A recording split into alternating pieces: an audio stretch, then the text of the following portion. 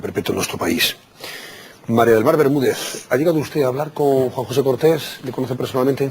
Sí, yo estuve primero en contacto con el hermano porque veía que era muy reciente lo de la niña, de cuando la enterraron y eso, y bueno, fue como un lapsus que tuve y le dije a mi marido, yo necesito ir a ver a este señor porque le veo que es una persona que transmite mucha paz.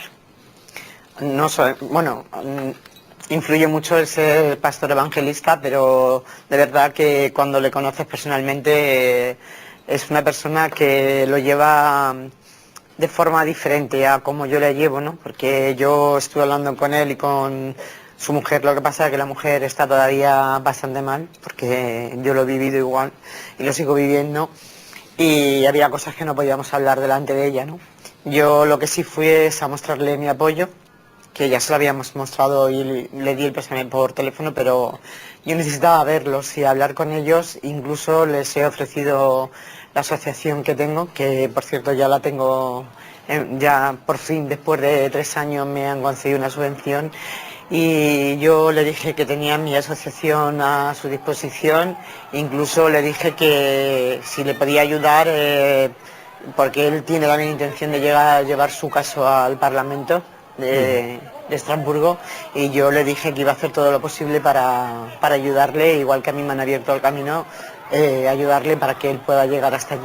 Juan José pide la cadena perpetua, él va a luchar por eso en nuestro país, para este tipo de delitos, para casos concretos como el que desgraciadamente le ha apartado de su hija. ¿Qué consecuencias debería tener esta historia dramática? Esa, entre otras. La consecuencia, pues que siempre, bueno, yo es que siempre lo he dicho, no he creído nunca en la justicia, ni sigo creyendo, porque que tengas que salir de otro país para decir lo que realmente está pasando aquí es lamentable, ¿no? Pero vamos, en casos como este o como de menores, la ley no funciona, o sea, es que se está viendo continuamente, o sea, que ellos vuelven la cara para atrás porque no les interesa hablar de estos temas. Ellos lo único que se basan es en hablar economía, emigración y cosas de los etarras. Yo perfectamente siempre lo digo, yo de política no entiendo ni quiero entender. Pero lo que sí digo que cuando matan, porque además el día que apareció esta niña fue cuando mataron a un señor del PSOE, que ya no estaba ni ejerciendo de concejal Isaías Carrasco. Efectivamente. Me pareció vergonzoso que el señor Rodríguez Zapatero tuviera palabras para la familia de ese señor y no tuviera unas palabras de aliento para los padres de Mariluz cuando apareció el mismo día que ese señor le asesinaron. Eso me parece lamentable. Y que ahora se haya puesto nervioso, porque se ha puesto nervioso, porque de hecho cuando llamó a Juan José Cortés a su casa, le llamó muy nervioso. Y detrás de él le llamó el señor Bermejo. Este señor para mí no debería tener el cargo que tiene, ni ese ni ninguno, porque creo que no se lo merecen.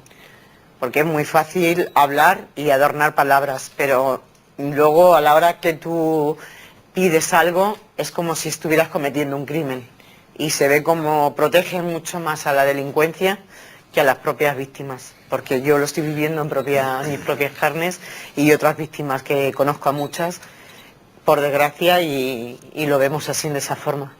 Enrique López, ¿por qué hay políticos en España, y también algunos magistrados, en tu caso a ti, incluso te han pedido que te echaran del Consejo General del Poder Judicial por haber planteado el debate sobre la posibilidad de que aquí en España se imponga la cadena perpetua para delitos muy concretos como estos, como el de Mariluz Cortés, en fin, otros similares? No puedo referirme al de Sandra Palo, la hija de Mar Bermúdez, porque estamos hablando de menores, que de eso también comentaremos ahora, después, o sea, la ley del menor, pero sí para este tipo de delitos concretos, ¿no?, que nos ocupa. ¿Por qué hay ese alipori, por decirlo de alguna forma clara, por parte de determinados políticos a abordar este asunto? Que estoy seguro que la sociedad probablemente esté de acuerdo en su mayoría, ¿no? La opinión pública, los ciudadanos, los españoles en general, si de forma plebiscitaria pudieran manifestarse al respecto, probablemente la apoyarían, ¿no? Yo estoy convencido. Algunos compañeros me han acusado incluso hasta de oportunista, o sea, como que yo abrí ese debate por un afán de protagonismo. Yo he dicho lo que he pensado siempre y lo que he pensado desde que me enfrenté a este tipo de problemas de una manera profesional y en ese sentido yo creo que tenemos que sentirnos todos solidarios y luego con usted creo que está dando una imagen de entereza y de abnegación y creo que todos debemos estar con personas como usted, sin lugar a dudas, y al igual que en otra violencia, como fue en su momento la violencia de género, donde el gobierno recibió a las asociaciones de víctimas, que está muy bien, y las tuvo en cuenta para reformar una ley, y las oyó, incluso fue más allá incluso de lo que algunos creíamos que se debía ir en el cumplimiento estricto de la Constitución, pues creo que en este tipo de denuncias también hay que escucharles a ustedes, porque tienen mucho que decir y no tienen que ir fuera, como es su caso, a plantear este tema. Yo creo que estamos ante pues un problema que tenemos en España y es que no nos hemos todavía de alguna manera olvidado de la dictadura y parece que aquí proponer cualquier medida eficaz o eficiente contra la lucha contra el terrorismo, contra la delincuencia organizada, contra este tipo de delitos tan graves para la sociedad como son los delitos sexuales, la violencia en general, es volver a otras épocas, es mantener posturas reaccionarias, algo que creo que hay que ir de alguna manera superando. Creo que hay que abrir un debate clarísimo sobre, con varios objetivos. Uno, endurecer las penas, con carácter general, endurecer las penas para determinados delitos. Mejorar leyes como es la ley del menor que vemos que está fracasando fundamentalmente en aquellos delitos muy graves. Donde quizás no fracasa y está funcionando con unos términos medianamente óptimos es en esos delitos menores, el menudeo, el hurto, el robo, las lesiones, pero luego en delitos de asesinato, violaciones, etcétera, es donde está fracasando porque la sociedad percibe que hay una gran desproporción entre la respuesta que la ley ofrece y el grave daño cometido. Y no tenemos que olvidarlo. Y luego abrir debates como el de la cadena perpetua, sin que a nadie la palabra le tenga que asustar. Existen otros países, por supuesto reinterpretada conforme a los textos constitucionales y al Tratado de Derechos Humanos, que así es como se concibe en otros países, y hay que abrir esos debates de manera seria. Medidas postdelictuales. Tenemos que tener claro que este tipo de delincuentes, incluso cuando cumplen la condena, como es el caso de los delitos contra la libertad sexual, tienen que estar sometidos a un control, como ocurre en otros países. Mire, les pongo un ejemplo que creo que es sangrante. No voy a citar ni la nacionalidad ni la provincia porque podría identificarse. Un señor extranjero condenado en su país de origen a 8 delitos contra la libertad sexual, que cumple la condena, viene a vivir a España.